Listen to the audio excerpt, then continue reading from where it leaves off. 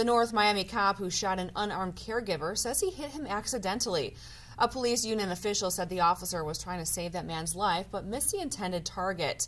Yesterday, Charles Kinsey's story went viral after the behavior therapist was shot trying to calm his autistic patient. Kinsey was seen in this cell phone video lying on his back with his hands up. Next to Kinsey was his 23-year-old client holding a small white toy. A neighbor had called the police after mistaking that toy truck for a gun. North Miami Assistant Police Chief Neil Suevas says officers were responding to a 911 call that reported a man in the street with a gun threatening to kill himself. For more on that, here's the police chief there, Gary Eugene.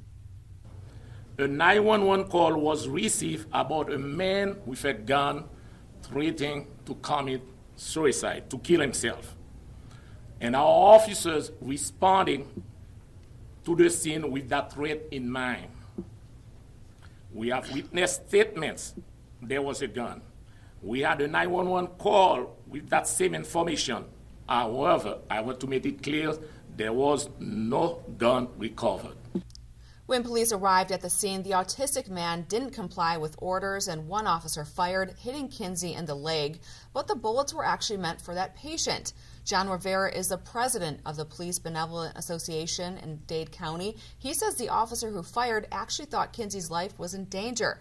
Rivera says that it appeared to the officers that the white male was trying to do harm to Kinsey, and that fear is why the officer discharged his firearm.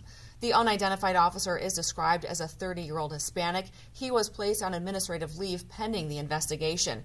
The officer said in a statement that, quote, "I took this job to save lives and help people. I did what I had to do in a split second to accomplish that and hate to hear others paint me as something I'm not." Attorney General Loretta Lynch also said that the Justice Department is working with local officials to decide on how to proceed.